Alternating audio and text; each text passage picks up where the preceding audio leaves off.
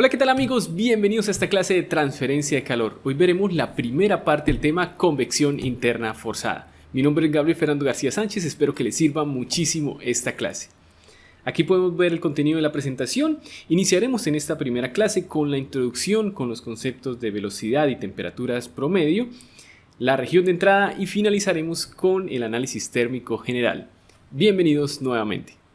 Al estudiar este tema vamos a poner especial atención en el cálculo del factor de fricción y del coeficiente de transferencia de calor por convección H, el que hemos venido trabajando hace varias clases, porque estas magnitudes influyen en el cálculo de la potencia de bombeo y de la longitud requerida por el tubo.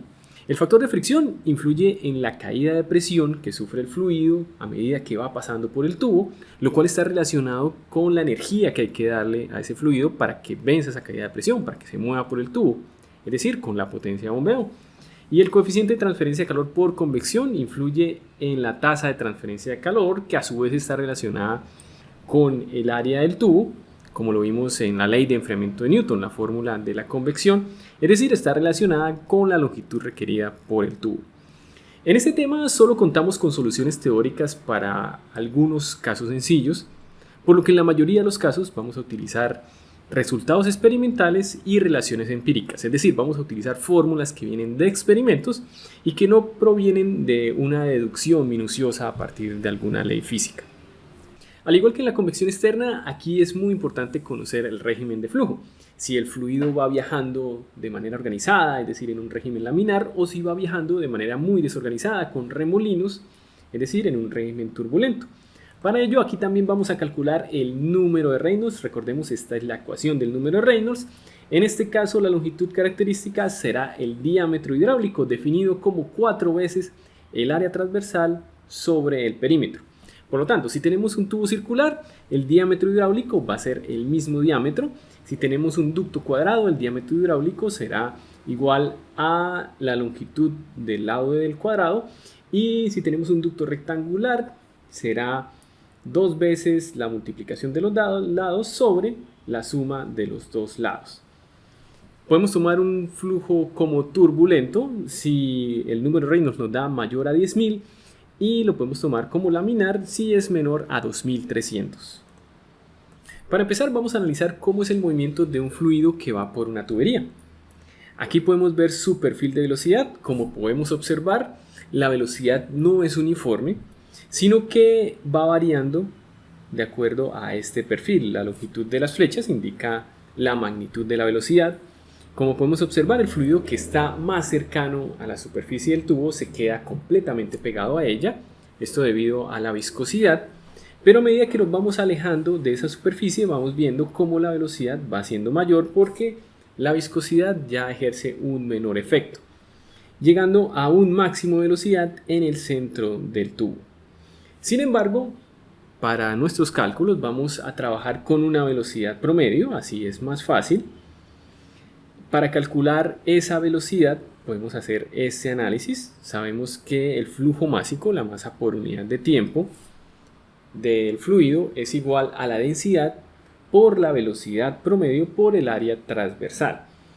Para hallar esa velocidad promedio podemos hacer una sumatoria de elementos infinitesimales, es decir, una integral a partir de la ecuación de la velocidad puntual, y a partir de esa ecuación podemos despejar esta otra ecuación que nos permite calcular, para el caso de una tubería circular, la velocidad promedio que utilizaremos en nuestros análisis. En cuanto a la temperatura, también vamos a observar un perfil que va variando de la superficie al centro del tubo. Por ejemplo, si tenemos una tubería que está a una temperatura superior al fluido, vamos a ver un perfil como el que aparece en este dibujo. La longitud de las líneas representa la magnitud de la temperatura. La capa de fluido que está más cercana a la superficie del tubo adquiere la temperatura del tubo, y a medida que nos vamos alejando de esa superficie vamos a ver cómo esa temperatura se va acercando más y más a la temperatura que inicialmente tenía el fluido, llegándose a un mínimo en el centro de la tubería. Sin embargo, por facilidad, también aquí trabajamos con temperaturas promedio, que hemos llamado en este caso T sub m. Recordando nuestro curso de termodinámica, nosotros sabemos que la energía por unidad de tiempo del fluido es igual al flujo másico por el calor específico por la temperatura de ese fluido. En este caso sería por la temperatura promedio. Esa temperatura promedio la podemos expresar por medio de la sumatoria de acuerdo a esta integral, la integral de la temperatura, de la relación de la temperatura con respecto al radio. Y aquí también vemos el flujo másico, que podemos expresar también de manera integral, como lo vimos en la diapositiva pasada, con lo que llegamos a esta ecuación que nos permite conocer la energía del fluido en algún punto de la tubería. Las propiedades del fluido las debemos evaluar a una temperatura. Si vamos a buscar en las tablas de propiedades debemos tener alguna temperatura. Lo que hacemos es utilizar la temperatura media, es decir, vamos a utilizar un promedio entre la temperatura del fluido a la entrada y a la salida de la tubería. Estos perfiles de velocidad y temperatura varían al inicio del viaje del fluido por la tubería. Aquí podemos observar cómo es la variación de los perfiles de velocidad desde la entrada del fluido en la tubería. Como podemos observar, inicialmente la velocidad es uniforme, pero después la viscosidad empieza a ejercer su efecto. La capa de fluido que está más cercana a la superficie de la tubería se queda completamente pegada. La capa que le sigue se mueve un poquito con mucha dificultad debido a la fricción entre esta y la capa que quedó pegada. La siguiente ya un poco más libremente, hasta que en el centro hay una región que no se ve afectada por la viscosidad. Pues esa región que se ve afectada por la viscosidad, que varía su velocidad debido a la presencia del sólido de la superficie del tubo, la llamamos capa límite de velocidad, y a la región que no se ve afectada la llamamos región de flujo irrotacional. La capa límite de velocidad va variando. Aquí podemos observar cómo va aumentando hasta que llega a un punto en que se llega a un perfil de velocidad que no varía en el resto del recorrido del fluido por la tubería. Ese perfil de velocidad que no varía es llamado perfil de velocidad completamente desarrollado, y a la región en donde vimos una evolución del perfil de velocidad, esta región inicial, la llamamos región de entrada hidrodinámica. A la región que le sigue, todo lo que sigue después de que el fluido ya se desarrolló completamente, lo llamaremos región completamente desarrollada hidrodinámicamente. En esa región vamos a tener una velocidad que no cambia, porque el perfil de velocidad no cambia, por eso se cumple esta derivada, la derivada de la velocidad con respecto a la posición en x es 0, y vamos a tener un perfil de velocidad que no varía. Algo similar se presenta en los perfiles de temperatura. Aquí en este caso tenemos la variación de un perfil de temperatura. La tubería se encuentra a una temperatura inferior que el fluido. Como podemos observar, también inicialmente la temperatura es uniforme, una temperatura que aquí hemos llamado T sub I, pero la viscosidad empieza a ejercer su efecto. Entonces vamos viendo cómo la temperatura se va acercando a la temperatura de la superficie. De hecho, la capa más cercana a la superficie adquiere la misma temperatura de la superficie del tubo, y después va acercándose un poco más a la temperatura que inicialmente tenía el fluido. Se marca entonces esta región que se ve afectada, donde la temperatura se ve afectada por la presencia de esa superficie, por la presencia de la tubería. A esa la llamamos capa límite térmica. También llegamos a un punto en que el perfil de temperatura ya no varía más, es decir, tenemos un perfil de temperatura completamente desarrollado.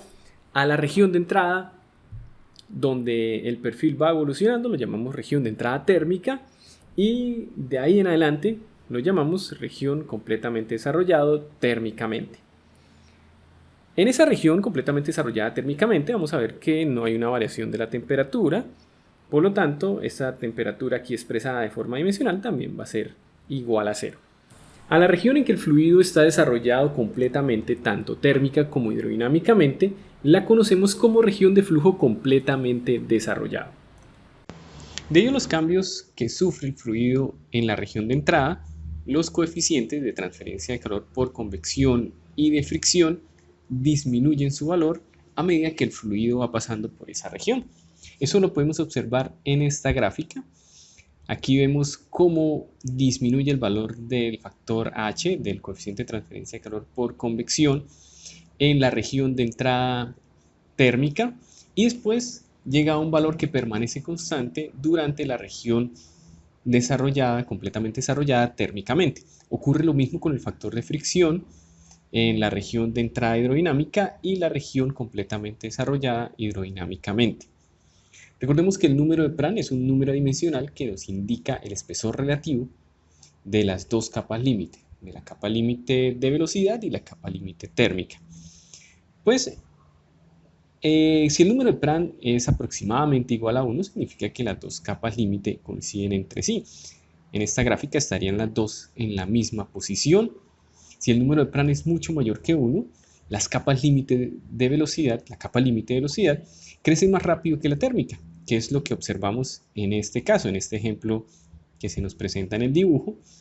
Y por otra parte, si el número de Prandtl es mucho menor a 1, significa que la capa límite térmica crece más rápido que la de velocidad.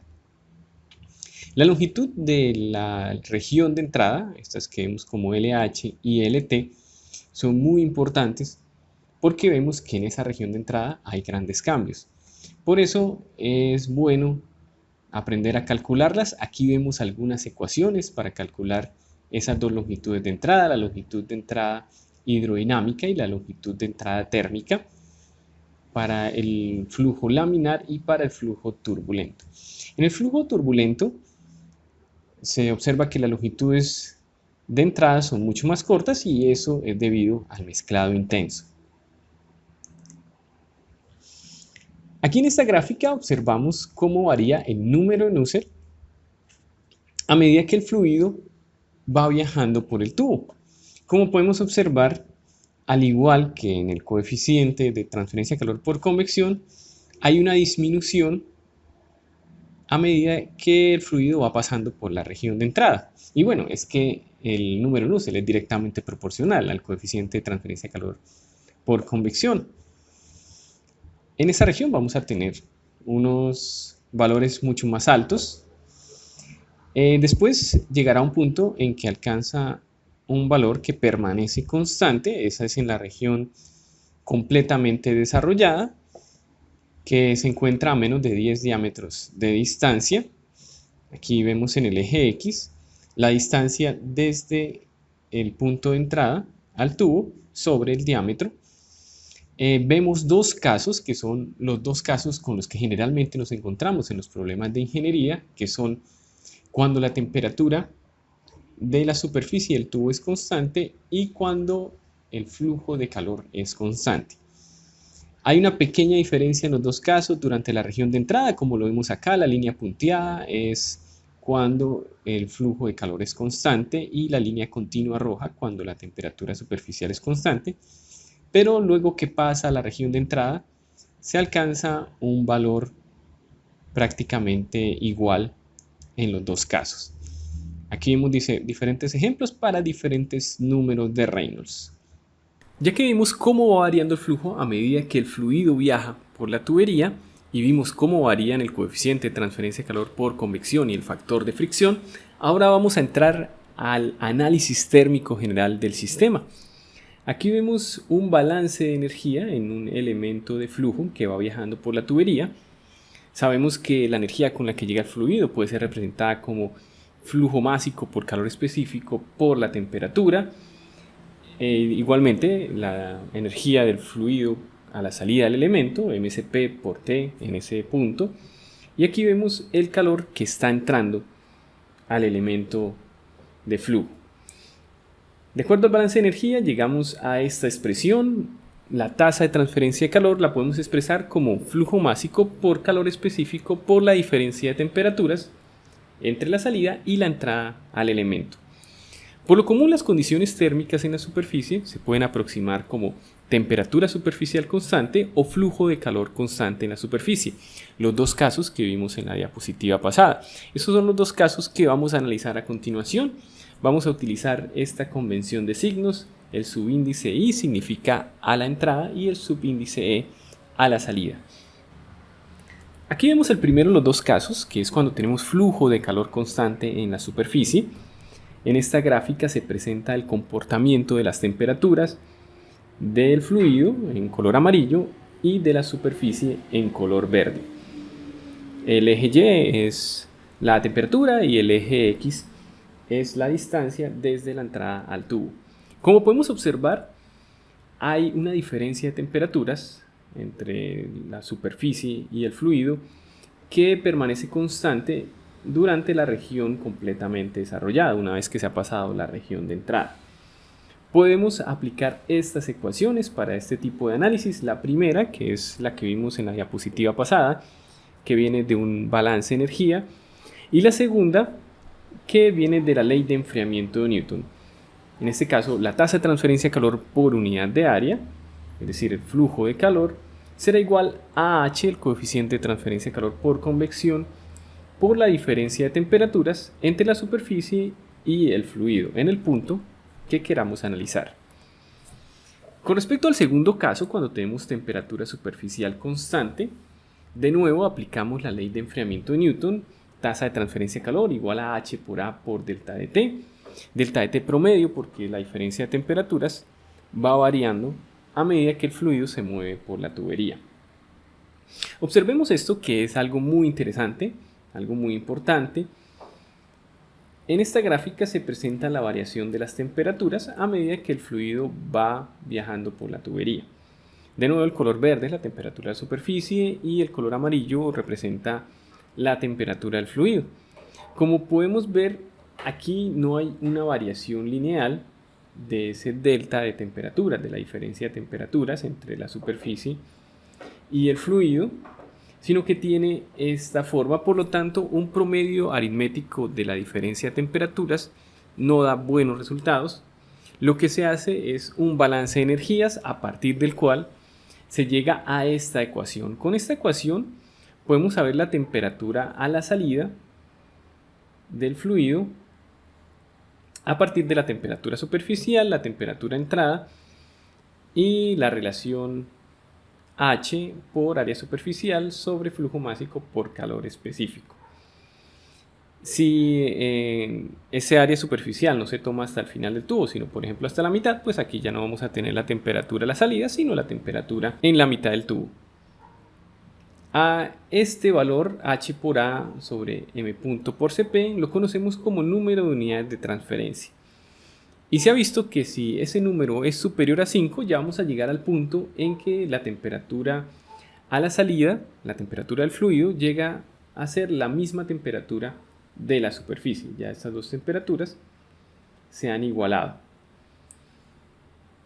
A partir de esa ecuación podemos despejar el número de unidades de transferencia utilizando logaritmo natural y luego despejar m por Cp. Y si eso lo reemplazamos en la ecuación que obtuvimos en la diapositiva antepasada, vamos a llegar a esta ecuación, donde el delta de t viene dado por esta fórmula, es la diferencia media logarítmica. Este es el delta de t que vamos a utilizar cuando estemos aplicando la ley de enfriamiento de Newton en el caso de flujo interno en una tubería con temperatura superficial constante. Bien, eso ha sido todo por esta clase. Los invito a ver la segunda parte del tema. Aquí pueden ver unas referencias si quieren consultar más, si quieren aprender más del tema. Muchísimas gracias por su atención. Espero que tengan un muy buen día. Hasta pronto.